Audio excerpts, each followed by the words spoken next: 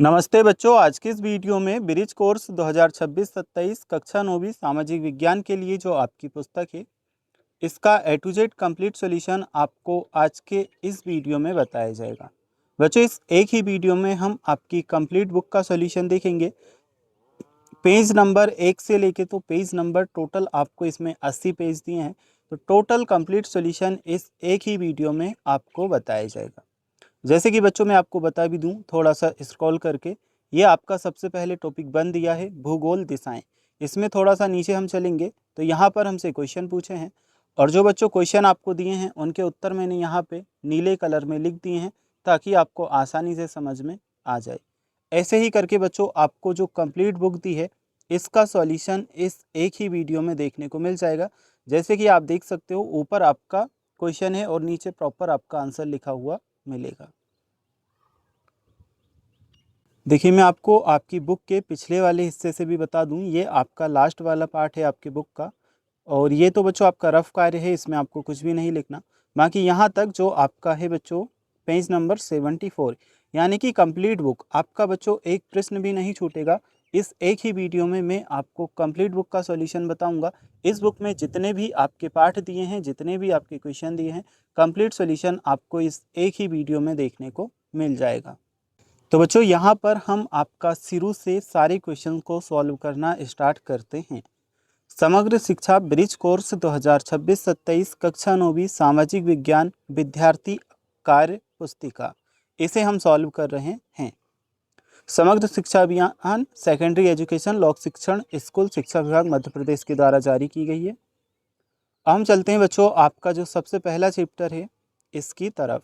तो यहाँ पे हमें टॉपिक बन दिया है और नाम इसका है भूगोल, और भूगोल में दिशाएं हमें दी गई हैं।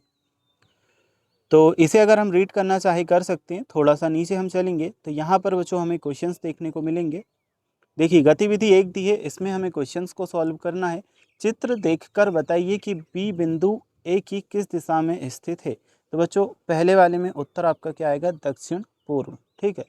सेकंड है, चित्र देखकर बताइए कि ए बिंदु बी बिंदु की किस दिशा में स्थित है। तो उत्तर पश्चिम में है, इसलिए उत्तर हम लिखेंगे उत्तर पश्चिम। चलिए, ये हमारा कंप्लीट होता है। गतिविधि 3 हमारी आ जाती है, इसे हम देखेंगे।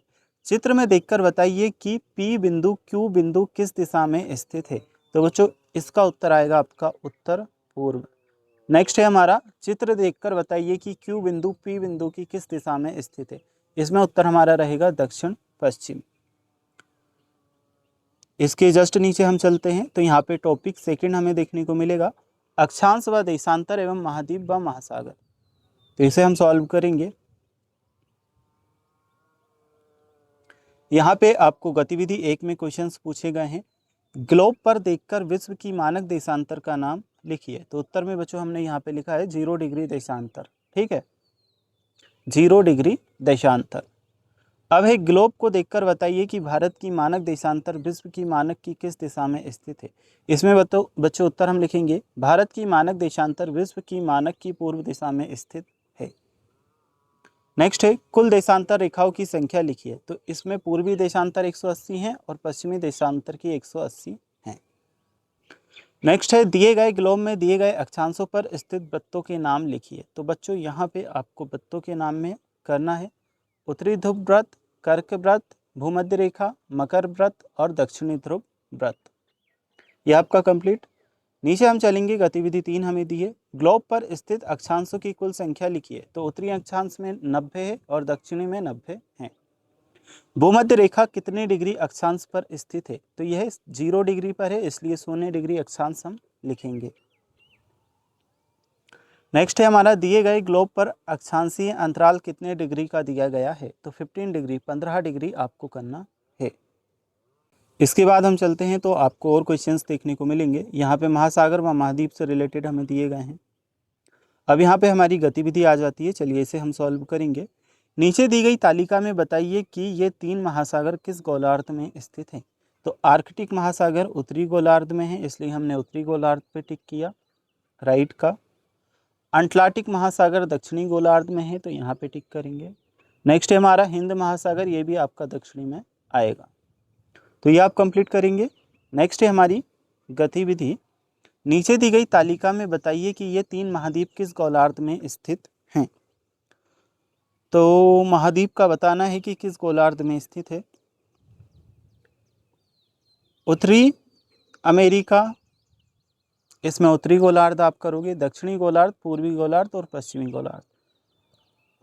तो उत्तरी गोलार्ध में है, यहाँ पे पश्चिमी गोलार्ध पर भी टिक करेंगे। दक्षिणी अमेरिका दक्षिणी गोलार्ध में है, ठीक है, और पश्चिमी गोलार्ध हमने टिक किया। अफ्रीका ये दक्षिणी गोलार्ध में है और पूर्वी गोलार्ध भी टिक करेंगे। फिर ये है हमारा, इसमें ये उत्तरी गोलार्ध और पूर्वी गोलार्ध। अगला है ऑस्ट्रेलिया, इसमें दक्षिणी गोलार्ध और पूर्वी गोलार्ध। अंटार्कटिका, इसमें दक्षिणी गोलार्ध आएगा।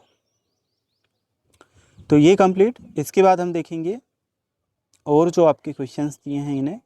दिए गए भारत के मानचित्र पर दी गई तालिका को पूर्ण करें। गतिविधि इसमें दी है, भारत के पूर्व, पश्चिम एवं दक्षिण में स्थित जलीय भागों के नाम लिखिए।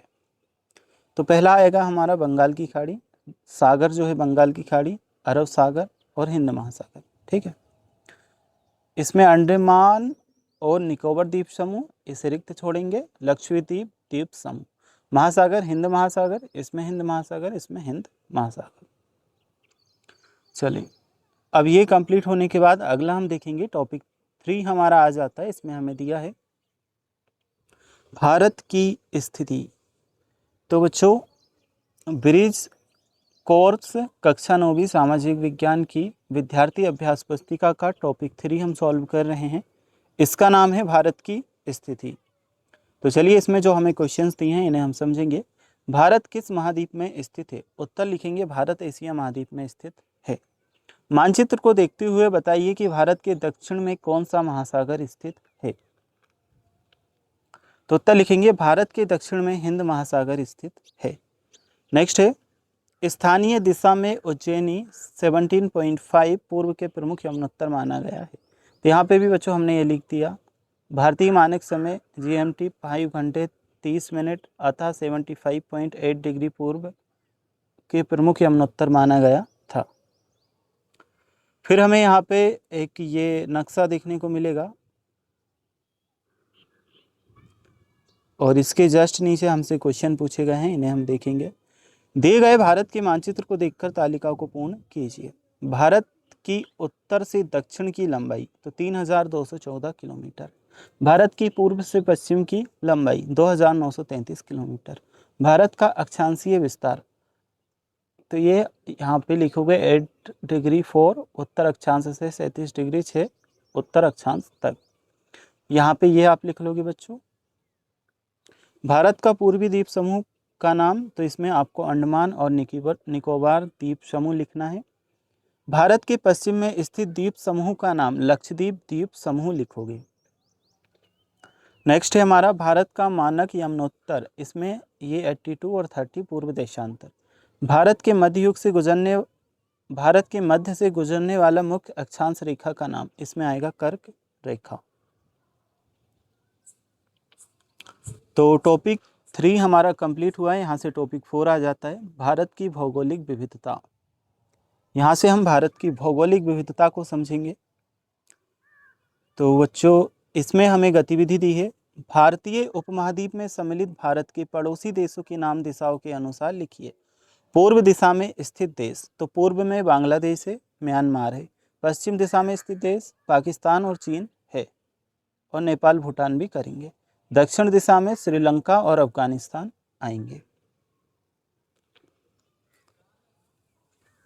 अब यहाँ पे भारत के भौतिक विभाजन को बताया गया है। देखिए बच्चों, मैंने यहाँ पे कुछ जो आपका ब्लैक कलर में लिखा था उसे ब्लू कलर में यहाँ पे कर दिया है। इससे आप कंफ्यूज मत होना। जहाँ पे आपकी बुक में प्रॉपर आपको जगह दी गई है वहीं पर आपको आंसर लिखना है। ये सभी चीज़ें तो ऑलरेडी ब्लैक कलर में आपकी बुक में लिखी हैं, तो इसकी छेड़ आप मत करना, ठीक है। यहाँ पर मैंने हाईलाइट करने के लिए थोड़ा सा ब्लू कलर में किया है।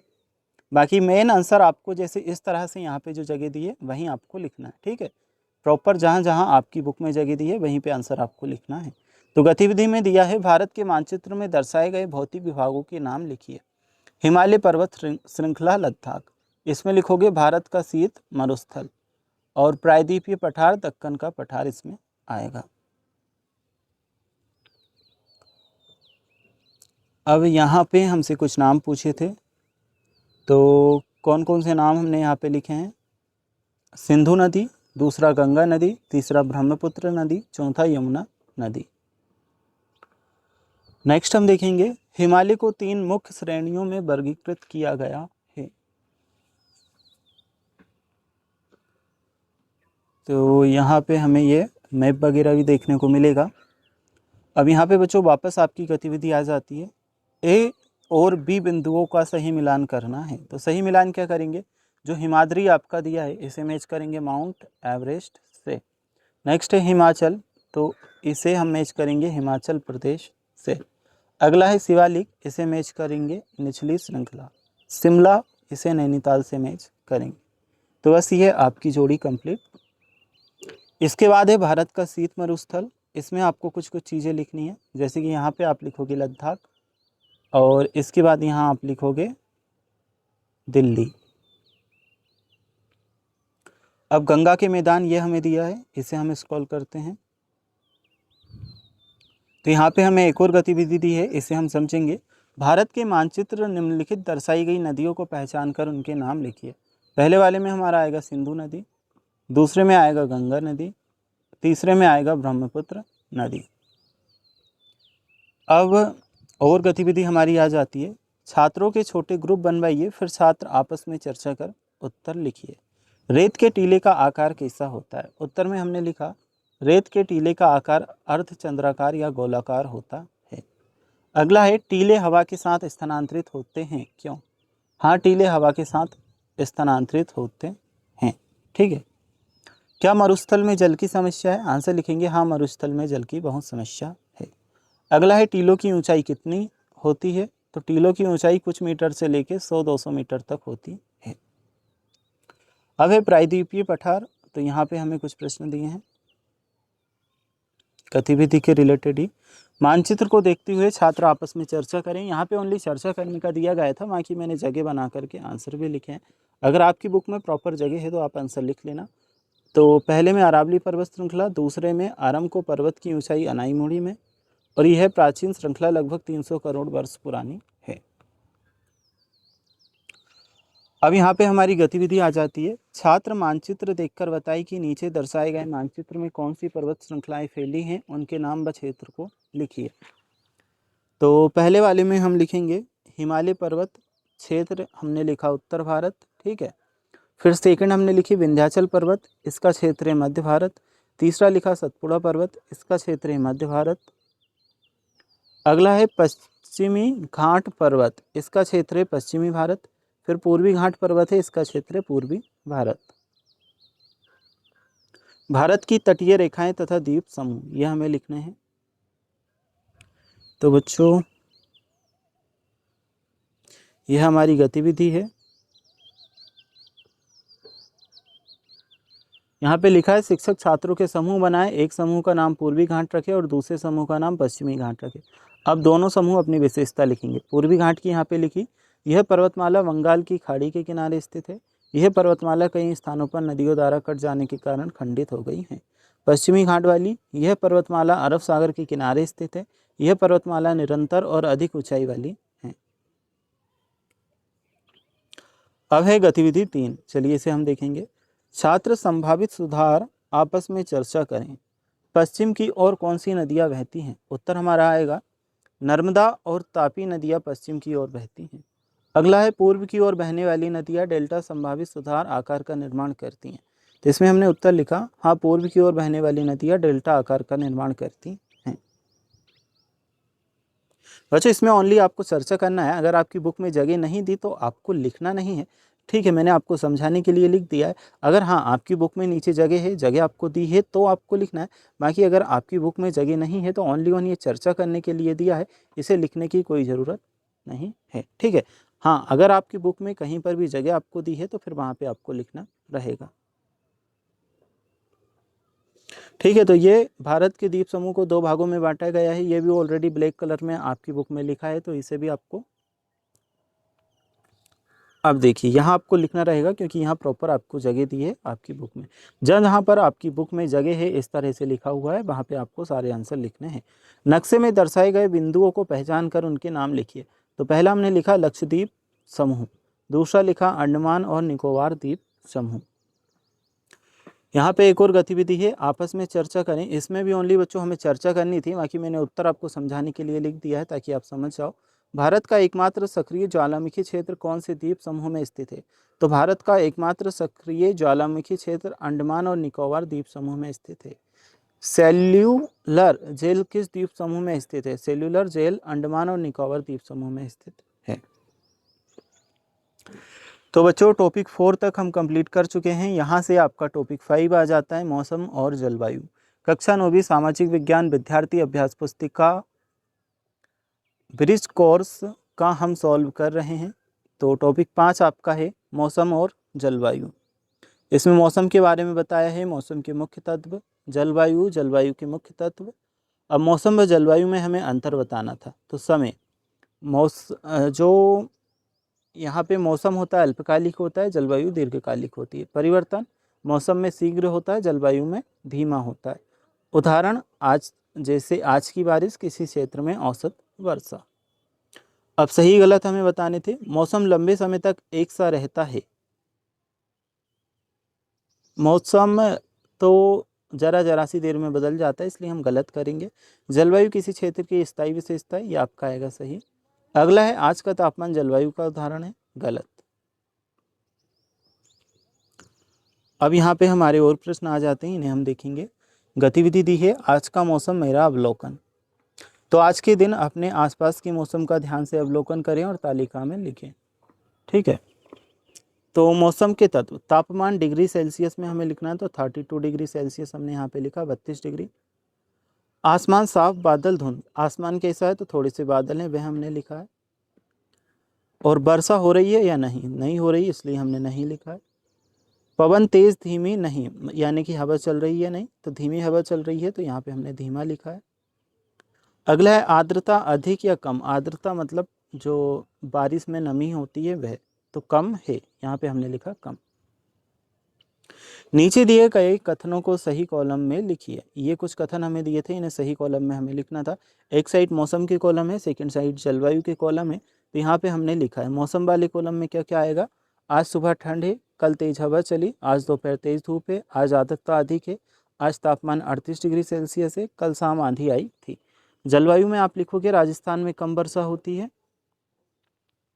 केरल में अधिक वर्षा होती है, लखनऊ में वर्षा बहुत कम होती है, असम में साल भर बारिश वर्षा होती है, ठंड के मौसम में कोहरा पड़ता है, इस सप्ताह लगातार बारिश हो रही है।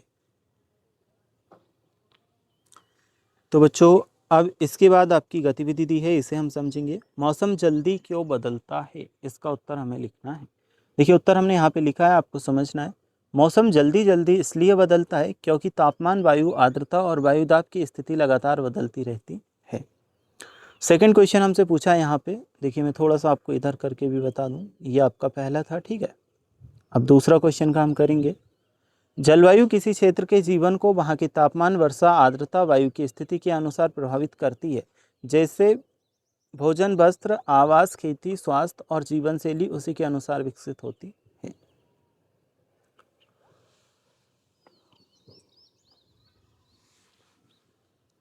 अब यहाँ पे मौसम के तत्व आ जाते हैं। बच्चों ये उदाहरण मैंने एक्स्ट्रा लिखे हैं, यह आप मत लिखिएगा क्योंकि आपकी बुक में प्रॉपर इसके लिए जगह ही नहीं है। बस मैंने समझाने के लिए आपको यहाँ पे उदाहरण लिख दिए हैं, ठीक है। तो ओनली लिखना क्या था आपको? यही लिखना था जो आपको जगह दी थी इसमें, ये क्वेश्चन के आंसर। बाकी ये वाली जो लाइन है ये मत लिखना, ठीक है, क्योंकि ये मैंने आपको समझाने के लिए लिखी है। इसमें ये उत्तर आपसे पूछे नहीं गए हैं बुक में, आपको वही आंसर लिखने हैं जो आपसे बुक में पूछे गए हैं और जिसके लिए आपको जगह बुक में दी गई है। पृथ्वी के दोनों गोलार्धों में हवाओं का उच्च वायुदाब से निम्न वायुदाब की ओर चलना, ठीक है। तो यहाँ पे हमें कुछ गोलार्ध दी हैं, हवा का एक चित्र दिया है।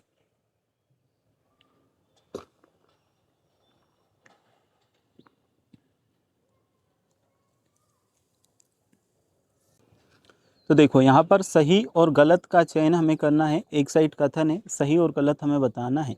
पहला है दाब में परिवर्तन से मौसम बदलता है, तो इसमें आप क्या करोगे, सही का चिन्ह लगाओगे। नेक्स्ट है कम वायुदाब वाले क्षेत्रों में साफ मौसम रहता है, तो ये आपका होगा गलत। अगला है वायुदाब को बैरोमीटर से मापा जाता है, ये आपका सही है। मिलान करना है, मिलान किस तरह से करेंगे देखिए। कम दाब, इसमें आपका आ जाएगा वर्षा और तूफान। अधिक दाब, इसमें आपका आ जाएगा साफ मौसम। वायुमापी दाब मापन यंत्र, इस तरह से आपको मैच करना है। मैंने इधर लिख भी दिया है जिससे आपको समझ आ जाएगा। पहले का बी, दूसरे का ए, तीसरे का सी।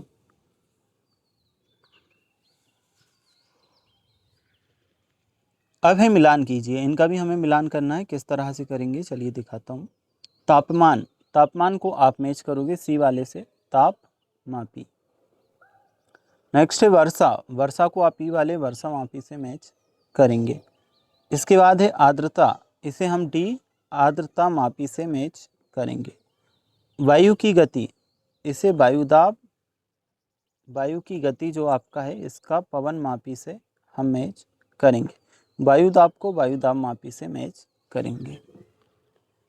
तो ये हो चुका है कंप्लीट। अब हम बढ़ते हैं अगले क्वेश्चन की तरफ। जलवायु को प्रभावित करने वाले कारक स्पष्ट व्याख्या हमें यहाँ पे करनी है। तो यहाँ पे कुछ चित्र भी हमें दिया है, इसे भी हम देखेंगे। अब गतिविधि है, सही और गलत इसमें हमें बताना है। कथन दिए हैं, भूमध्य रेखा के पास अधिक गर्मी होती है, तो ये हमारा क्या है, सही है, इसलिए सही वाले बॉक्स में टिक करेंगे। नेक्स्ट है ध्रुवों पर सूर्य की किरणें सीधी पड़ती हैं, ये बच्चों हमारा गलत है, गलत पे टिक करेंगे।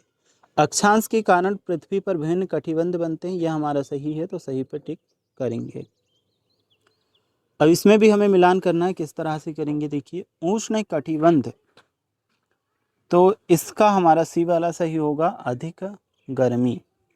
शीत कटिबंध, इसमें हमारा सही कौन सा होगा, अधिक ठंड। समीतोष्ण समशीतोष्ण कटिबंध, इसका मध्यम तापमान सही है। चलिए इसके बाद अगला क्वेश्चन हम देखते हैं। ऊंचाई से रिलेटेड कुछ चीज़ें हमें दी हैं। जैसे जैसे ऊंचाई बढ़ती है तापमान घटता जाता है, इसलिए पर्वतीय क्षेत्र मैदान क्षेत्रों की तुलना में ठंडे होते हैं। यह भी बच्चों मैंने ब्लू कलर में कर दिया है, आपकी बुक में ब्लैक कलर में ऑलरेडी से दिया है, तो इसमें आपको छेड़छाड़ नहीं करना है। नीचे हम चलेंगे तो यहाँ पे हमसे पूछा है गतिविधि के रिलेटेड, सही है या गलत है यह हमें बताना है। ऊंचाई का तापमान पर कोई प्रभाव नहीं पड़ता, ये बात गलत है, गलत वाले बॉक्स में टिक करेंगे। पहाड़ी क्षेत्रों में गर्मियों में भी ठंडक रहती है, हाँ सही है, इसलिए सही वाले में हम टिक करेंगे। मैदानी क्षेत्रों में तापमान सामान्यतः अधिक होता है, इसमें भी हम सही वाले में टिक करेंगे। अब हमारे पास में गतिविधि मिलान करना है, स्तंभ आ और स्तंभ बा हमें दिया है, इन दोनों का मैच करना है। किस तरह से करेंगे चलिए बताता हूँ। अधिक ऊंचाई, तो अधिक ऊंचाई का आपका मैच होगा सी वाले से, कम तापमान। नेक्स्ट है कम ऊंचाई, इसे हम मैच करेंगे अधिक तापमान से। अगला है पहाड़ी क्षेत्र, इसमें हमारा आ जाएगा ठंडा मौसम।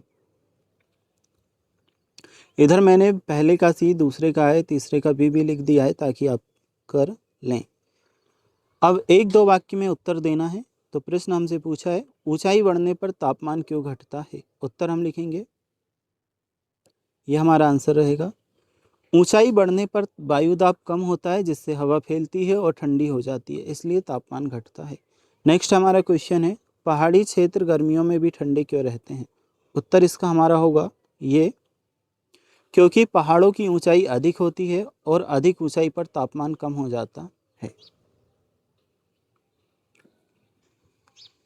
अब है गणना आधारित गतिविधि। यदि किसी स्थान की ऊंचाई 2000 मीटर है तो वहाँ तापमान लगभग कितने डिग्री सेल्सियस कम होगा, तो यहाँ पे हम लिखेंगे 13 डिग्री सेल्सियस कम होगा। अब ये कुछ और पिक्चर्स हमें दी हैं, यहाँ पे गतिविधि आपकी आ जाती है। तटीय क्षेत्रों की जलवायु मध्यम होती है, उत्तर क्या लिखेंगे इसमें, मध्यम। आंतरिक क्षेत्रों में तापमान का अंतर अधिक होता है। अब ये और फोटो हमें दी गई हैं। नेक्स्ट हम देखते हैं, यहाँ पे गतिविधि हमें दी है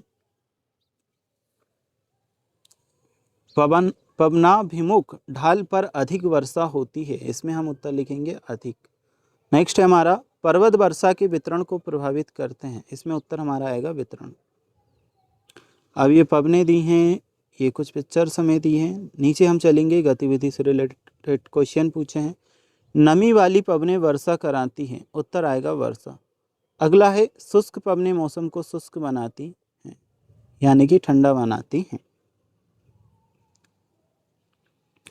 अब हमारे पास में टॉपिक 6। तो बच्चों कक्षा 9वीं सामाजिक विज्ञान ब्रिज कोर्स विद्यार्थी अभ्यास पुस्तिका का टॉपिक 6 मानचित्र। अब हम यहाँ से सॉल्व करेंगे। मानचित्र के प्रकार बताए हैं, राजनीतिक मानचित्र और भौतिक मानचित्र। ठीक है, दोनों की डेफिनेशन भी यहाँ पे है। और ये है हमारा चित्र। भारत के मानचित्र पर राज्यों के नाम लिखने थे। सबसे पहले हमने जम्मू कश्मीर लिखा, यहाँ पंजाब आएगा, यहाँ आपका दिल्ली, इधर आपका उत्तर प्रदेश, ये आपका राजस्थान है, इधर आपका असम आ जाएगा, बीच में आपका ये पूरा मध्य प्रदेश आएगा,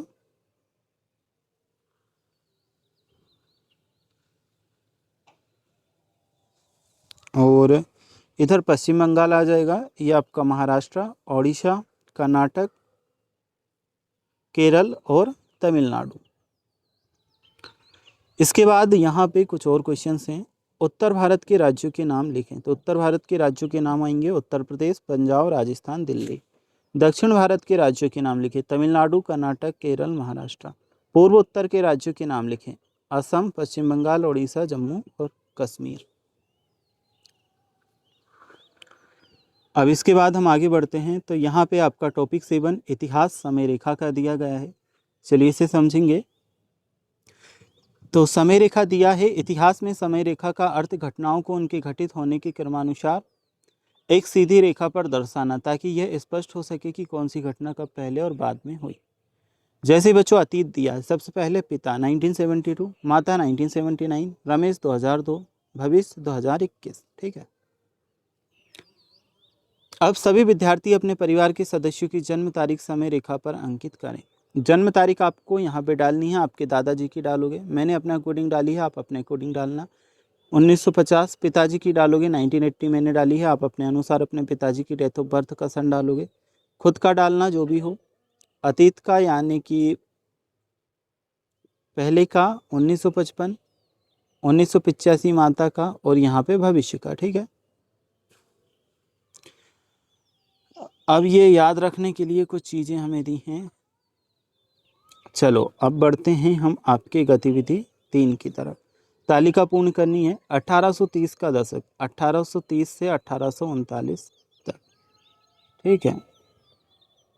1940 का दशक, 1940 से तो 1949 तक। 19वीं शताब्दी 1801 से तो 1900 तक। द्वितीय सहस्त्राब्दी 1001 से तो 2000 तक। 21वीं शताब्दी 2001 से तो 2100 तक। अब यहाँ पे आपको करना था, यहाँ पे हम लिखेंगे ईसा पूर्व और ईसवी। ये लिख लेना जिस तरह से लिखा है यहाँ पे। अतीत प्रथम शताब्दी ईसा पूर्व, द्वितीय शताब्दी ईसा पूर्व, तृतीय शताब्दी ईसा पूर्व, 2021 भविष्य। ठीक है। ऐसे ही इस वाले में जो हमने लिखा है, देख करके आपको सारा कुछ यहाँ से नोट करना है।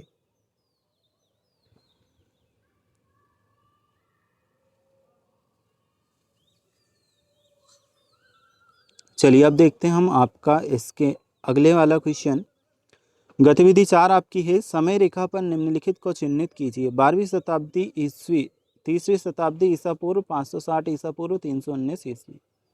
तो यहाँ पे हमने अंकित किया है 12वीं शताब्दी ईस्वी ईसा पूर्व, तीसरी शताब्दी ईसा पूर्व, 560 ईसा पूर्व और 319 ईसा पूर्व। अगला है अंग्रेजी में भी जरूर जाने। तो ये ऑलरेडी बच्चों आपकी बुक में लिखा होगा ब्लैक कलर में। ठीक है। तो आपको अलग से नहीं लिखना है, ऑलरेडी ब्लैक कलर में लिखा है तो बस लिखे रहने देना। मैंने यहाँ पे हाईलाइट किया है ओनली ऑन, आपको समझ आए इसके लिए। लिखने का नवीनतम तरीका यह हमें दिया है। अब यहाँ पे आप देखोगे तो बच्चों ये लिखा 560 ईसा पूर्व, 2002।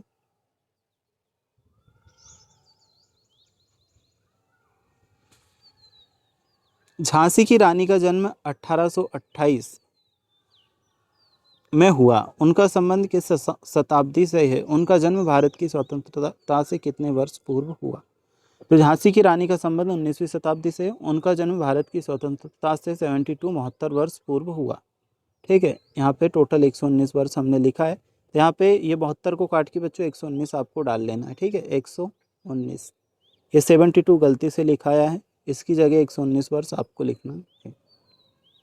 यदि सम्राट चंद्रगुप्त मौर्य का राज्यारोहण 321 में हुआ तो बताइए उनका संबंध किस शताब्दी से है। उत्तर में हम लिखेंगे सम्राट चंद्रगुप्त मौर्य का संबंध 4वीं शताब्दी ईसा पूर्व से था। टॉपिक 8 आपका आ जाता है इतिहास के स्रोत। अब यहाँ पे हमें क्वेश्चन दिए गए हैं। तो बच्चों देखिए, शिक्षक अध्याय पढ़ने से पूर्व विद्यार्थियों से दादा दादी, नाना नानी, परदादा परदादी में से किसी भी एक की जानकारी एकत्रित करने को कहें। विद्यार्थी प्राप्त जानकारी को तालिका में भरे। उदाहरण, दादी की जानकारी, अब वो नहीं रही देहांत के बाद। ठीक है, इस तरह से बच्चों आपको देखिए, पिताजी ने बताया दादी के आधार कार्ड में दादाजी का जन्म 15 अगस्त 1945 में हुआ। छोटी बुआ ने फ़ोन पर जानकारी प्राप्त की कि हमारी दादी जी राष्ट्रीय स्तर की कबड्डी खिलाड़ी रही हैं। उन्होंने वीडियो कॉल पर दादी की प्रति दिखाई। बड़ी बुआ ने दादाजी की शादी के वक्त मुझे दिया। मम्मी ने बताया कि दादी जी बहुत अच्छा अचार बनाती थी और उन्होंने मेवे के लड्डू की रेसिपी मुझे बताई। उपरोक्त जानकारी या अन्य जानकारी का विश्लेषण करो। अब व्यक्ति, दादी राष्ट्रीय स्तर की कबड्डी खिलाड़ी रही हैं। दादी जी की शादी के वक्त मुझे दिया। दादी जी एक बहुत अच्छा अचार बनाती थी। मेवे के लड्डू की रेसिपी दादी जी से सीखी। ऐसे ही प्राप्त जानकारी हमने लिखी है, जानकारी के स्रोत हमने यहाँ से लिखे हैं। तो ये इस तरह से आपको लिख लेना है। इसी प्रकार हम ऐतिहासिक घटनाओं के बारे में विभिन्न स्रोतों से जानकारी एकत्रित कर सकते हैं। ठीक है, तो ये हमने, इसे आप देख सकते हो। जस्ट नीचे हम चलेंगे तो गतिविधि आ जाती है। विद्यार्थी अपने भाई बहन, पापा मम्मी, दादा दादी, परदादा दादी की वंशावली के नाम लिखें। तो यहाँ पे आपको नाम लिखना है बच्चों। ठीक है, किन किन के नाम लिखना है,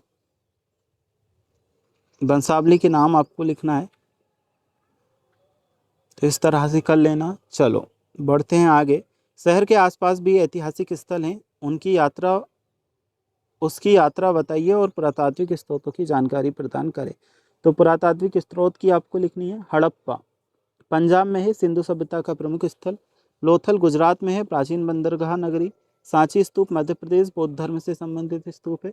कुतुब मीनार दिल्ली में है, दिल्ली सल्तनत की ऐतिहासिक इमारत। अजंता की गुफाएं महाराष्ट्र में है, प्राचीन बौद्ध गुफाएं और चित्रकला।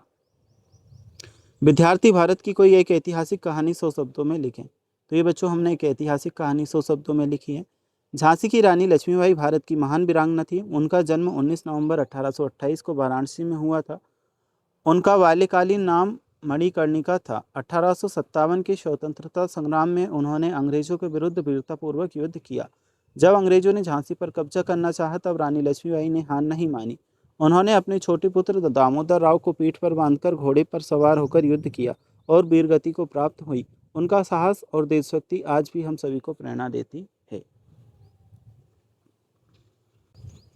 चलिए इसके बाद हम देखते हैं जो आपका टॉपिक 9 दिया है, इंडिया अर्थात भारत। तो बच्चों विद्यार्थी अभ्यास पुस्तिका कक्षा 9वीं सामाजिक विज्ञान ब्रिज कोर्स का हम टॉपिक 9 सॉल्व कर रहे हैं। इंडिया अर्थात भारत। भारत एक प्राचीन भूमि है जिससे इसके इतिहास के क्रम में कई नाम दिए गए हैं। यहाँ पे बच्चों मैंने कुछ शब्द हाईलाइट किए हैं, इन्हें आप देख सकते हो। ठीक है, तो ये ओनली ऑन देखने के लिए ऑलरेडी आपकी बुक में लिखा है, तो इन्हें तो आपको कुछ नहीं करना। ये गतिविधि में हमें क्वेश्चन दिए हैं, इन्हें हमें सॉल्व करना है। तो यहाँ पे हमने हिंदू हिंदू हिंदू लिखा, इंडाई अथवा इंडिक लिखा, यहाँ पे इंडिया इंडिया और झंडे। ठीक है, चलो अब बढ़ते हैं हम आपके टॉपिक 10 की तरफ। व्यापार से साम्राज्य तक ब्रिटिश ईस्ट इंडिया कंपनी की सत्ता, इसे हम सॉल्व करेंगे। तो बच्चों यहाँ पे आपसे इस बॉक्स में, अगर आपकी बुक में जगह नहीं है तो इन आंसर को आप रहने दीजिएगा। अगर आपके बॉक्स में जगह है तो आप लिख सकते हो। अगर इस बॉक्स में आपको जगह नहीं दी आंसर लिखने के लिए तो आप इन क्वेश्चन के उत्तर ना लिखें। ठीक है, अगर आपको प्रॉपर जगह दी है, जैसे कि मैं आपको बता दूं, जैसे यहाँ पे हमें यहाँ पे हमें जगह दी है प्रॉपर लिखने के लिए, तो यहाँ पे हमने पूरा आंसर लिखा। अब यहाँ पे क्या मैंने जगह बना के आंसर तो लिख दिए हैं, लेकिन अगर आपकी बुक में जगह नहीं है तो आपको आंसर नहीं लिखना है, ठीक है। अंग्रेजी व्यापारी के रूप में भारत आए, इस तरह से ये मैंने आंसर लिख दिए हैं। अगर आपकी बुक में जगह दी है तो आप लिख सकते हैं, आपकी बुक में जगह नहीं है तो फिर आप इन क्वेश्चन के आंसर को छोड़ सकते हैं, ठीक है। बाकी ये क्वेश्चन आपको लिखना है क्योंकि यहाँ पे तो आपको आपकी बुक में जगह दी है, ठीक है। बंगाल का नवाब और नवाब का नाम, प्लासी का युद्ध 1757 ईस्वी में, बक्सर का युद्ध 1764 में, ईस्ट इंडिया कंपनी की स्थापना 1600 ईस्वी में।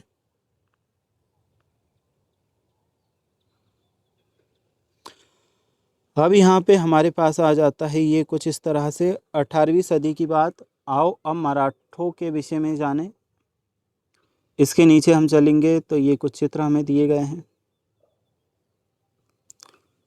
मैसूर के सुल्तान, इसमें आएगा टीपू सुल्तान। मराठा राज्य के संस्थापक शिवाजी थे। 1761 ईस्वी में बंगाल से को कंपनी अपने में मिला है, ठीक है।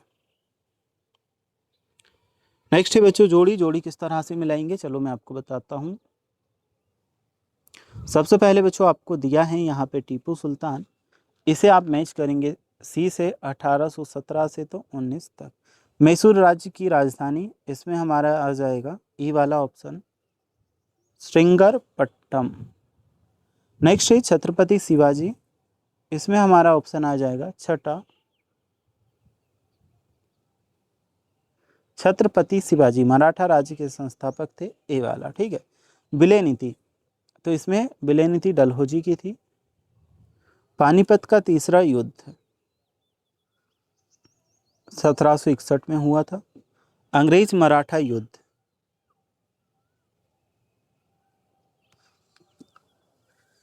देखो बच्चों थोड़ा सा मैं आपको सही कर बताता हूँ, इसके अकॉर्डिंग हमें मैच करना है ये जो हमें दिए हैं। तो पहले का तो डी वाला है तो डी से मैच कर देंगे। शेर है मैसूर, मैसूर राज्य की राजधानी, ई वाले से मैच करेंगे तो यहाँ पे ये होगा हमारा।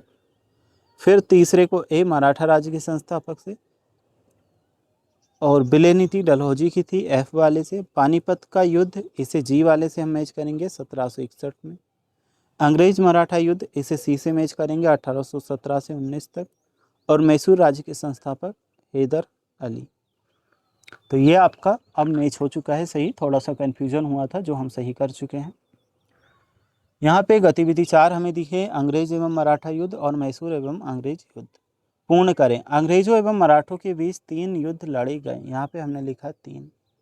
मैसूर एवं अंग्रेजों के बीच 4 युद्ध लड़े गए।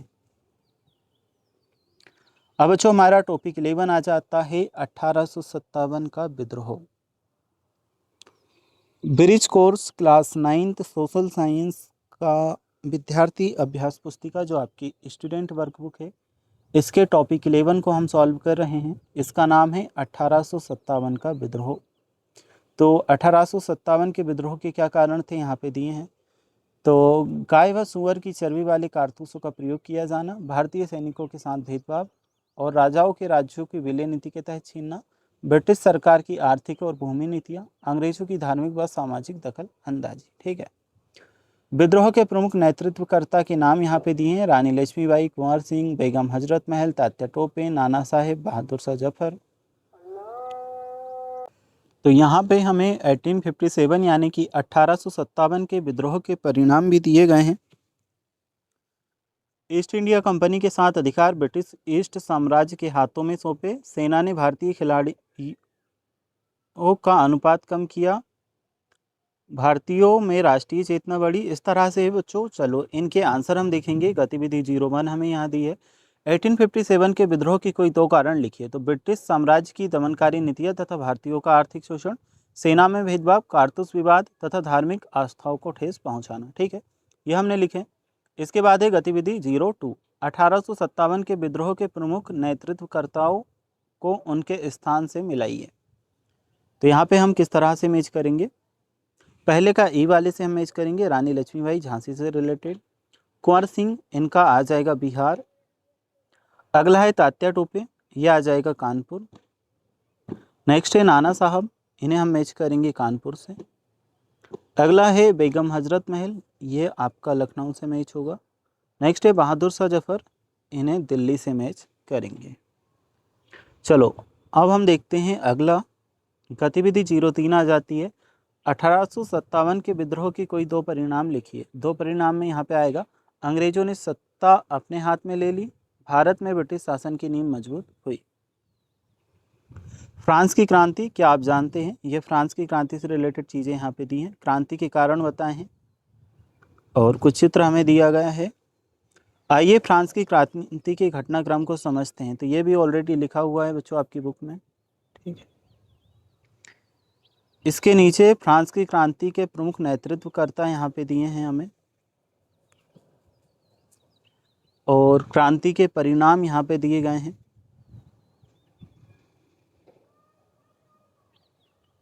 अब यहाँ पे हमें जोड़ी दी है, फ्रांस की क्रांति को दुनिया की सबसे महत्वपूर्ण क्रांतियों में से एक माना जाता है, जिसने स्वतंत्रता, समानता, भाईचारे का संदेश दिया। तो देखिए जोड़ी किस तरह से मैच करेंगे। बास्तिल के किले पर हमला 1789 में हुआ था। राजशाही समाप्त 1792 में हुई। रॉबेस्पियर का आतंक, ये आएगा 1793 से 94। नेपोलियन का शासन आरंभ 1799 से। ठीक है, ये आपका कंप्लीट हुआ। इस तरह से आप मैच कर सकते हैं जोड़ी को। आगे हम बढ़ेंगे तो यहाँ पे गतिविधि 05 हमें दी है। फ्रांस की क्रांति के प्रमुख नेताओं के नाम हमें यहाँ पे लिखने थे। तो मैक्सिमिलियन, रॉबेस्पियर और जॉर्ज डेंटन, जो पॉल मारा, जैक लुई डेविड। गतिविधि 06, फ्रांस की क्रांति के दो परिणाम लिखिए। सामंतवाद और निरंकुश शासन का अंत हुआ, स्वतंत्रता, समानता और बंधुत्व की भावना को बढ़ावा मिला। रूस की क्रांति आ जाती है, इसे हम सॉल्व करेंगे। भारत के 1857 के विद्रोह फ्रांस की 1789 की क्रांति जैसी ही एक क्रांति, एक ऐतिहासिक राजनीतिक क्रांति थी जो 1917 में यूरोप के रूस में हुई। तो यहाँ पे बच्चों कारण भी हमें दिए हैं, ऑलरेडी लिखे हुए हैं, ठीक है। फिर 1917 की रूसी क्रांति के प्रमुख नेतृत्वकर्ता के नाम दिए हैं। रूस की क्रांति के परिणाम यहाँ पे हमें बताए गए हैं।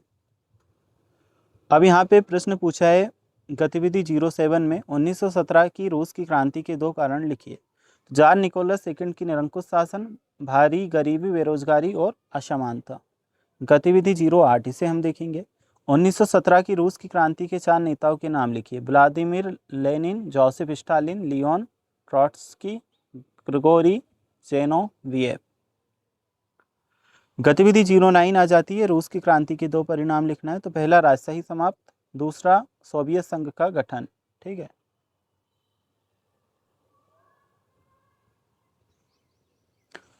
अब यहाँ पे हमारा टॉपिक 12 आ चुका है, इतिहास की विचारधाराएं। शिक्षक विद्यार्थी से प्रश्नोत्तरी करते हैं। यहाँ पे कुछ चीज़ें हमें दी हैं बच्चों, इन्हें आप समझोगे, पढ़ोगे। और नीचे हम स्क्रॉल करते हैं तो यहाँ से हमें गतिविधि 2 के क्वेश्चंस को सॉल्व करना है। गतिविधि 1 में बच्चों आपसे कहा है उपरोक्त प्रश्नोत्तरी के लिए फ्लैश कार्ड का प्रयोग कर खेल खेल में अध्ययन करवाएं, ठीक है। तो इसमें लिखने जैसा तो कुछ है नहीं। गतिविधि 2 में हमें आंसर को कंप्लीट करना है। किस तरह से करेंगे चलो देखते हैं। उत्पादन के साधन समाज राज्य के नियंत्रण में, इसे हम मैच करेंगे 4A वाले से, सामंतवाद। पहले को हम मैच करेंगे बच्चों F से, साम्राज्यवाद, यहाँ, ठीक है। दूसरा है वर्गहीन विहीन समाज, निजी संपत्ति समाप्त, इसे हम मैच करेंगे B से। तीसरे को हम मैच करेंगे E वाले से, तो ये आपका यहाँ पे होगा। अगला चौथा है, इसे हम A से मैच करेंगे। ये जो हमारा चौथा है बच्चों, इसे हम करेंगे यहाँ मैच। फिर जो पांचवा हमें दिया है, इसे हम मैच करेंगे C से। नेक्स्ट है हमारा उपभोक्ता उपभोग की प्राथमिकता, इसे हम D से, उपभोक्तावाद से मैच करेंगे। लास्ट है अंतर्राष्ट्रीय आर्थिक एकीकरण, इसे वैश्वीकरणवाद से मैच करेंगे। चलो ये कंप्लीट। अब हम बढ़ते हैं गतिविधि 3 की तरफ। रिक्त स्थान की पूर्ति नीचे दिए गए शब्दों से कीजिए। तो पहले वाले रिक्त स्थान में आपका आएगा साम्राज्यवाद, दूसरे में आएगा उपनिवेशवाद, तीसरे में आएगा धर्मनिरपेक्षवाद, चौथे में आएगा लिंग समानता। अब है टॉपिक 13, भारत में राष्ट्रवादी आंदोलन। चलिए इसे हम सॉल्व करेंगे। कहानी मेरे देश की यहाँ पे दी गई है। यहाँ पे बच्चों कुछ शब्दों को मैंने हाईलाइट किया है, आपकी बुक में ऑलरेडी ब्लैक कलर में लिखे हैं, तो इनमें आपको कोई छेड़छाड़ नहीं करना, ये तो ठीक है। नीचे हम चलते हैं, जो गतिविधि में आपको क्वेश्चन पूछे गए हैं इनके आंसर हम देखेंगे। 1885 में भारतीय राष्ट्रीय कांग्रेस की स्थापना हुई। फिरोज शाह मेहता, दादा भाई नौरोजी प्रमुख नेता हुए। 1905 में बंगाल का विभाजन हुआ, जिसके विरोध में स्वदेशी आंदोलन चलाया गया। अगला है, सन 1915 में गांधी जी दक्षिण अफ्रीका से भारत वापस आए। उन्होंने भारत छोड़ो आंदोलन, करो या मरो का नारा दिया। अब गतिविधि 2, आंदोलन का नाम और वर्ष हमें बताना है। महात्मा गांधी द्वारा चलाए गए राष्ट्रीय आंदोलन के नाम लिखिए। तो चंपारण चलाया था 1917 में, असहयोग आंदोलन चलाया था 1920 से 22 में, सविनय अवज्ञा आंदोलन 1930 से 32 तक, भारत छोड़ो आंदोलन 1942 में चलाया था। गतिविधि 3 हमारे पास आ जाती है। स्तंभ ए और स्तंभ बी हमें दिए हैं, सही मिलान करना है। कांग्रेस की जो स्थापना थी वह 1885 में हुई थी। ठीक है, कांग्रेस की स्थापना यहाँ पे आपका आ जाएगा 1885। भारत आज़ाद हुआ 1945। ठीक है, तो यहाँ पे 1945। सविनय अवज्ञा आंदोलन ये 1930 से 32 तक चला। चंपारण आंदोलन 1917 में हुआ। करो या मरो का नारा 1942 में दिया था। गांधी जी भारत आए 1915 में। गांधी जी की मृत्यु पूछा गया है पहले, तो गांधी जी की मृत्यु इसे हम मैच करेंगे 1948। गांधी जी भारत आए तो ये आए थे 1915 में। अगला है खेड़ा सत्याग्रह, ये आपका हो जाएगा 1917। ये मैच। अब हम देखते हैं आपका अगला, तो गतिविधि 4 प्रश्नोत्तरी हमसे पूछी गई है। महात्मा गांधी ने किस गोलमेज सम्मेलन में भाग लिया? आंसर हमारा होगा महात्मा गांधी ने तीसरे गोलमेज सम्मेलन 1932 में भाग लिया। बंगाल का विभाजन कब हुआ? बंगाल का विभाजन 16 अक्टूबर 1905 को हुआ। इसके बाद है आदिवासी जनजाति एवं दीकू। तो टॉपिक नंबर 14 हमारा आ जाता है, सामाजिक विज्ञान विद्यार्थी अभ्यास पुस्तिका ब्रिज कोर्स कक्षा 9वीं के लिए। यहाँ पे बच्चों इस गतिविधि में एक विद्यार्थी वाचन करता है, ये आने पर दूसरा विद्यार्थी वाचन करता है। इस तरह वाचन में एक एक तोवक अध्ययन होता है।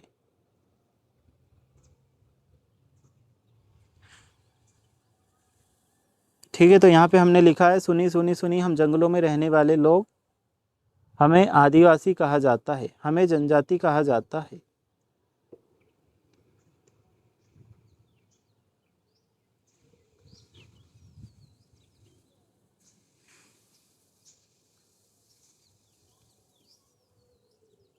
बच्चों ये सिर्फ पढ़ना है, इसमें जो मैंने ये शब्द लिखे आप मत लिखना, इनका लिखने का कोई सेंस नहीं है, ये शब्द आपको नहीं लिखना है। ठीक है, सिर्फ इसमें क्या करना है, जैसे एक लाइन किसी व्यक्ति ने रीड कर दी, इसके बाद में दूसरा व्यक्ति दूसरा रीड करेगा, फिर अगला व्यक्ति रीड करेगा, फिर अगला व्यक्ति पढ़ेगा, फिर अगला व्यक्ति पढ़ेगा। तो इसमें लिखने वाला कुछ भी नहीं है, बस ये शब्द जो लिखे हैं ये आप रहने दीजिएगा, इन्हें नहीं लिखना है।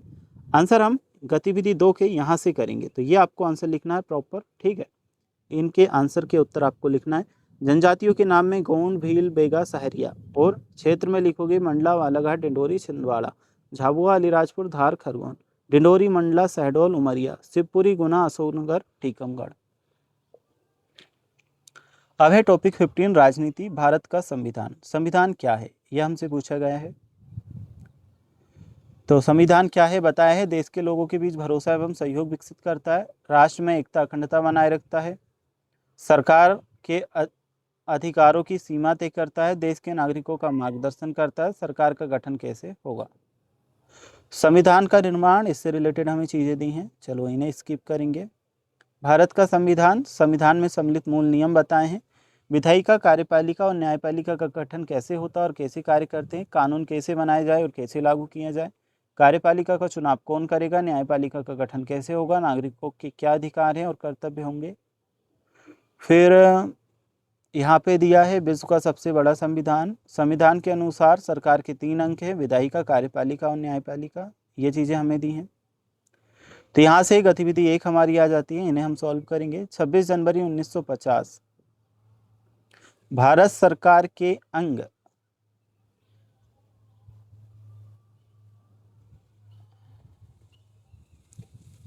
देखिए बच्चों, भारतीय संविधान 26 जनवरी 1950 को लागू हुआ था। और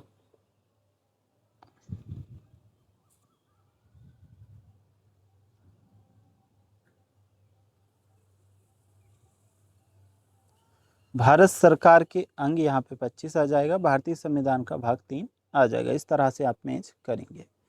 नेक्स्ट है, रिक्त स्थानों की पूर्ति करते हुए अनुच्छेद को पूरा करें। संविधान सभा का निर्माण के लिए चुनाव हुआ।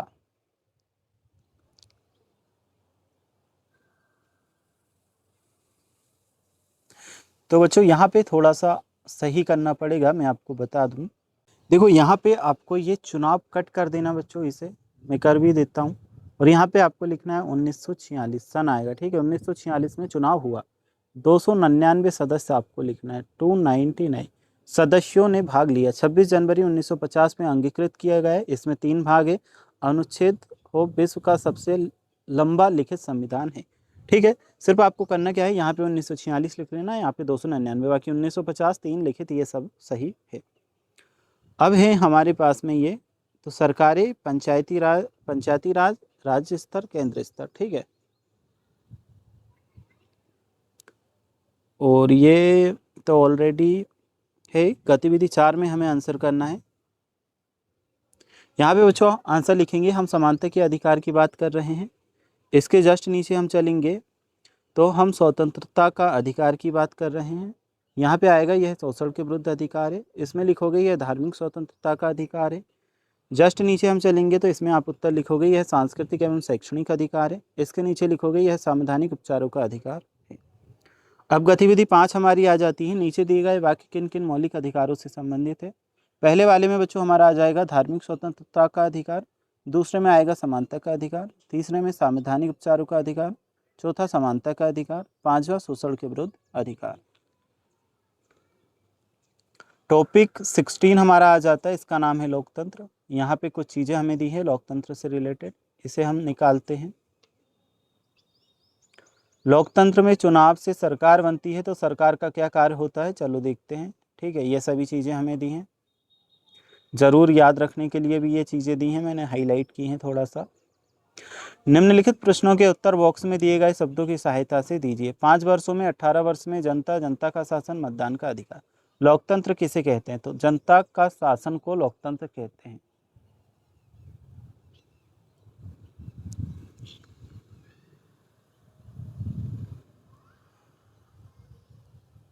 लोकतंत्र किसे कहते हैं, इसमें बच्चों मतदान का अधिकार भी हम कर सकते। जनता का शासन, ठीक है, जनता के शासन को लोकतंत्र कहते हैं, हमने लिखा। लोकतंत्र में अंतिम शक्ति किसके पास होती है, तो अंतिम शक्ति जनता के पास होती है। अगला है, भारत में कितने वर्ष के लोग वोट दे सकते हैं, तो भारत में 18 वर्ष के लोग वोट दे सकते हैं।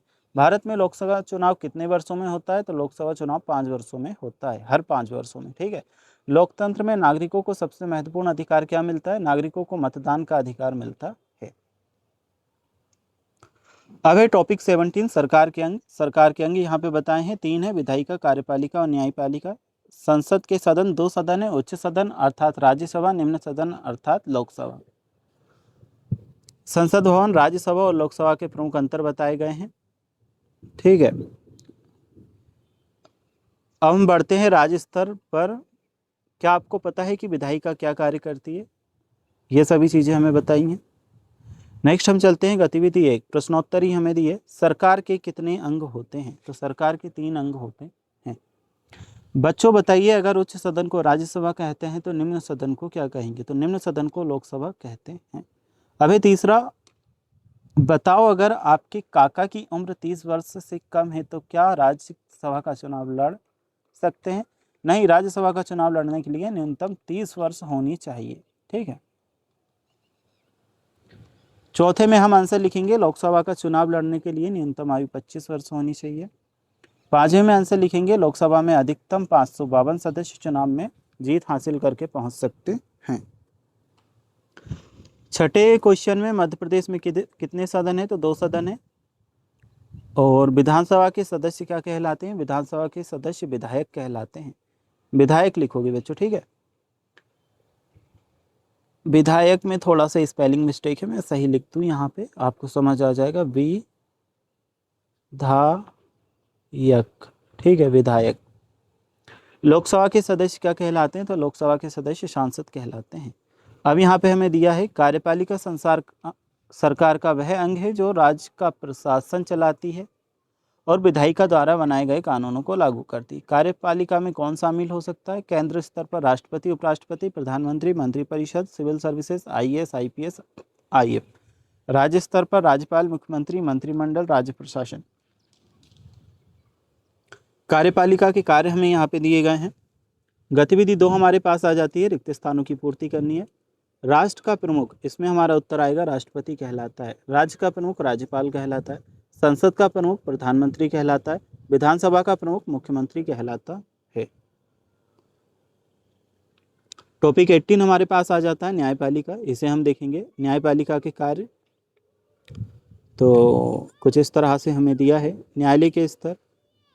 यहाँ पे हमने इसे सॉल्व की तो एक आपका बनेगा क्या, ये आपका कार्यपालिका बनेगा, यह आपका न्यायपालिका, इधर आपका विधायिका। ठीक है।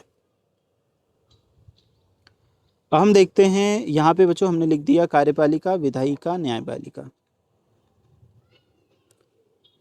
टॉपिक 19 आपका आ जाता है class 9th social science bridge course का हम सॉल्व कर रहे हैं। सामाजिक विज्ञान कक्षा 9वीं ब्रिज कोर्स विद्यार्थी अभ्यास पुस्तिका का टॉपिक 19 हम सॉल्व कर रहे हैं। क्या आपको पता है सरकार कैसे बनती है, चुनाव कैसे होते हैं? आओ जानते हैं कुछ आसान क्रम। देखिए, पहला, देश को छोटे छोटे क्षेत्रों में बांटा जाता है। हर क्षेत्र से पार्टी अपने उम्मीदवार खड़ी करती हैं। चुनाव आयोग इनके उम्मीदवारों के लिए चुनाव करवाती है। उम्मीदवार जनता के बीच अपने विचार बताते हैं, जैसे विकास पोस्टर छपवाते हैं, घर घर जाते हैं। फिर इसके बाद क्या होता है? मतदान होता है। 18 वर्ष से अधिक उम्र वाले सभी व्यक्ति मतदान करते हैं। वोटों की गिनती होती है।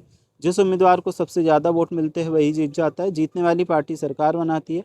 पार्टी का नेता देश का प्रमुख बनता है। प्रधानमंत्री राज्य के प्रमुख, मुख्यमंत्री। गतिविधि 1 हमें दी है रिक्त स्थानों की पूर्ति नीचे दिए गए शब्दों से करना है। देश के हर क्षेत्र में पार्टियां उम्मीदवार खड़े करती हैं। पहला आएगा उम्मीदवार। दूसरा, चुनाव आयोग चुनाव करवाने का कार्य करते हैं। मतदान की प्रक्रिया में सभी व्यक्ति उम्मीदवार भाग लेते हैं। चुनाव में सबसे अधिक वोट पाने वाले उम्मीदवार जीत जाता है। नेक्स्ट है, चुनाव आयोग द्वारा चुनाव लड़ने के लिए चुनाव चिन्ह प्रदान किए जाते हैं। अगला हम देखते हैं तो टॉपिक 20 हमारा आ जाता है अर्थशास्त्र। अर्थशास्त्र का परिचय। चलिए इसे हम सॉल्व करते हैं। तो कुछ इस तरह से हमें फोटो दी गई है। ठीक है, ये फोटो आपको देखने को मिलेगी। अर्थव्यवस्था से रिलेटेड, इकोनॉमी से रिलेटेड यहाँ पे दिया है। एक अर्थव्यवस्था के 3 मुख्य हिस्से होते हैं। पहला उत्पादन, दूसरा वितरण, तीसरा उपभोग।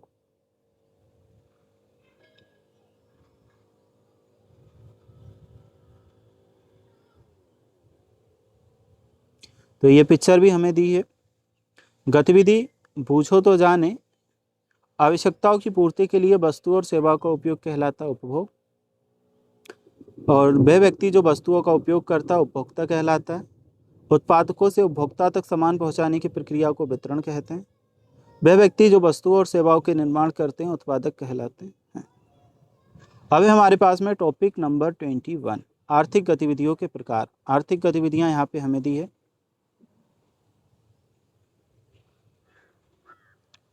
ये कुछ इस तरह से हमें चीज़ें दी हैं। गैर आर्थिक गतिविधियां यहाँ पे दी है।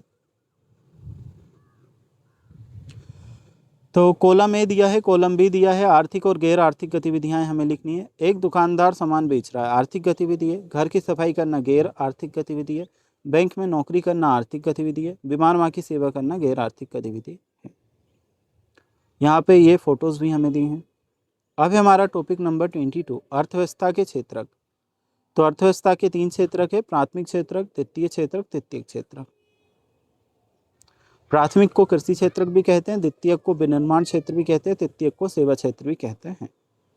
प्राथमिक क्षेत्र में प्राइमरी सेक्टर आता है, मछली पकड़ना, खनन करना, जंगल से लकड़ी काटना, जमीन से कोयला निकालना। द्वितीयक में आता है कृषि से मिले गेहूं आटा बनाना, आटे से शक्कर बिस्कुट बनाना, गन्ने से गुड़ चीनी बनाना, लोहा इस्पात मशीन बनाना। विनिर्माण क्षेत्र भी इसी में आता है। तृतीय क्षेत्र में बैंकिंग, शिक्षा, स्वास्थ्य सेवा, परिवहन, संचार के साधन, बैंक में पैसे जमा करना निकालना, शिक्षकों द्वारा बच्चों को पढ़ाना, परिवहन सेवा, ट्रक बस का प्रयोग करना। ठीक है, ये सभी चीज़ें हमें दी हैं। अब यहाँ पे हम देखते हैं, यहाँ पे किसानी आएगा प्राथमिक क्षेत्र में, ये कंस्ट्रक्शन वगैरह द्वितीयक में आएगा, और ये सोनोग्राफी वगैरह तृतीयक में आएगा। खनन आपका प्राथमिक में, ये कपड़े वगैरह मशीन वशीन ये सब द्वितीयक में, और ये आपका तृतीयक में आएगा। अभी हमारे पास में टॉपिक नंबर 23 उत्पादन प्रक्रियाएं। तो ये उत्पादन प्रक्रिया से रिलेटेड हमें कुछ चीज़ें दी हैं। कृषि क्रियाएं, गैर कृषि क्रियाएं।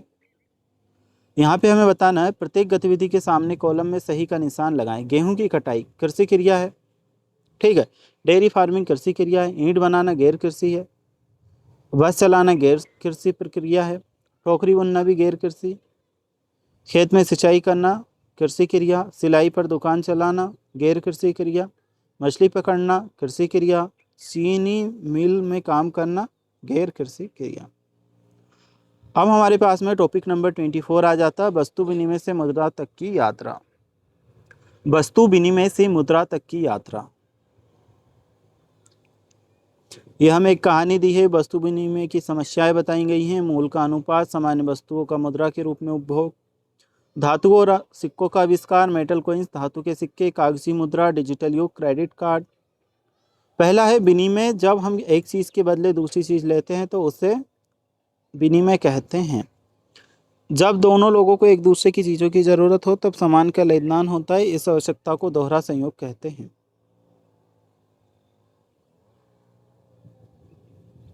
मुद्रा के आधुनिक रूप भी हमें बताए हैं।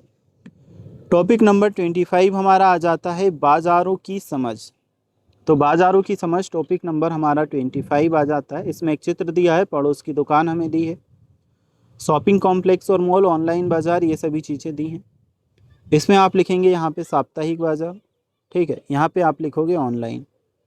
नेक्स्ट है गतिविधि नंबर 2, साप्ताहिक बाजार, शॉपिंग मॉल और ऑनलाइन शॉपिंग के 2 फायदे व नुकसान लिखिए। ताज़ी वस्तुएं मिलती है साप्ताहिक बाजार में, सुविधा कम होती है। शॉपिंग मॉल में एक ही जगह पर सब कुछ मिलता है, कीमतें अधिक होती है। ऑनलाइन शॉपिंग में घर बैठे सुविधा मिलती है, वस्तु देखने छूने का अनुभव नहीं होता। नुकसान, साप्ताहिक बाजार में भीड़भाड़ होती है, गुणवत्ता की हमेशा गारंटी नहीं होती। शॉपिंग मॉल महंगा होता है, समय व पैसा अधिक खर्च होता है। ऑनलाइन शॉपिंग, वस्तु लौटाने में दिक्कत, डिलीवरी के समय लग सकता है। अब हमारे पास टॉपिक नंबर 26 आ जाता है। चलिए इसे हम समझेंगे। निर्धनता यानी कि पॉवर्टी। निर्धनता, जिसके पास पैसा ना हो, ठीक है, निर्धनता, पॉवर्टी। निर्धनता के 2 प्रकार हैं, एक निरपेक्ष और एक सापेक्ष। यहाँ पे निरपेक्ष क्या होगा, यह निर्धनता सबसे गंभीर प्रकार की निर्धनता होती है। इसमें लोग जीवित रहने के लिए आवश्यक न्यूनतम संसाधनों को भी वंचित होते हैं, भारत तथा अन्य विकासशील देश, ठीक है। सापेक्ष निर्धनता, यह समाज के अन्य लोगों की तुलना में संसाधनों की कमी दर्शाती है। संयुक्त राज्य अमेरिका या यूरोप जैसे देशों में सापेक्ष निर्धनता है। अब निर्धनता रेखा यहाँ पे बताया गया है। टॉपिक नंबर 27 हम देखेंगे। भारत में निर्धनता दूर करने के लिए चलाई जा रही योजनाएं। PMGKAY, प्रधानमंत्री गरीब कल्याण अन्न योजना, ठीक है।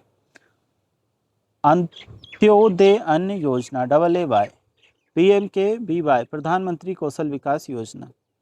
महात्मा गांधी राष्ट्रीय ग्रामीण रोजगार गारंटी योजना, MGNRE, मनरेगा, ठीक है। दीनदयाल अंत्योदय योजना, प्रधानमंत्री जन धन योजना।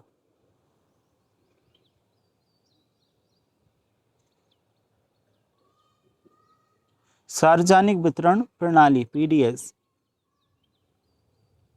अब यहाँ पे हमारे पास दिए गए शब्दों की सहायता से रिक्त स्थानों की पूर्ति करने के लिए आ जाता है। पहले वाले में तो ऑलरेडी भरा हुआ है। सेकंड में हम करेंगे, देश में आपकी अज्ञानता भी गरीबी का कारण है।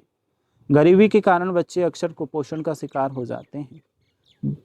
बेहतर स्वास्थ्य और शिक्षा सुविधाएं मिलती हैं। रोजगार के अवसर बढ़ाकर लोगों की आर्थिक स्थिति सुधारी जा सकती है। टॉपिक नंबर 28 हमारा आ जाता है आयात निर्यात से रिलेटेड। आओ जानने की कोशिश करें। आयात मतलब इंपोर्ट, निर्यात मतलब एक्सपोर्ट। ये यहाँ पर कुछ चित्र दिए गए हैं। गतिविधि, भारत के प्रमुख आयात तथा निर्यात उत्पादों की सूचीबद्ध कीजिए। इलेक्ट्रॉनिक सामान, कार्बनिक रसायन, चावल, मोती, बहुमूल्य रत्न, दवा, जैविक उत्पाद, खनिज ईंधन, तेल, पेट्रोलियम उत्पाद, लोहा, ऐसे। आयात क्या करते हैं? इलेक्ट्रॉनिक सामान, कार्बनिक रसायन, खनिज, ईंधन एवं तेल। निर्यात करते हैं चावल, मोती और बहुमूल्य रत्न, दवा और जैविक उत्पाद, लोहा और अयस्क। बच्चों अब यहाँ पे आपको रफ कार्य करना है, मतलब कुछ भी अगर आपको एक्स्ट्रा चीज़ें लिखनी है तो आप इन पेजेस पे लिख सकते हो। जो आपकी बुक थी उसे हम टोटल कंप्लीट कर चुके हैं, शुरू से लेके लास्ट तक आपको सारे प्रश्नों का आंसर मैं बता चुका हूँ। बच्चों इसी तरह के अदर सब्जेक्ट के लिए आपको हिंदी, इंग्लिश, गणित, विज्ञान, सामाजिक विज्ञान, संस्कृत, किसी भी सब्जेक्ट का इसी तरह के वीडियोस देखना है तो आपको इसी वीडियो के डिस्क्रिप्शन बॉक्स में भी लिंक मिल जाएगी। साथ ही साथ आप हमारे चैनल पे जाकर के प्लेलिस्ट में जाकर के भी वीडियोस देख सकते हैं। तो ये थी bridge course class 9th social science student workbook कक्षा 9वीं सामाजिक विज्ञान ब्रिज कोर्स विद्यार्थी अभ्यास पुस्तिका का कंप्लीट सॉल्यूशन। वीडियो अच्छी लगी हो तो वीडियो को लाइक करके चैनल को सब्सक्राइब कर लेना और इसी तरह के वीडियोस आप हमारे चैनल पे देख सकते हैं।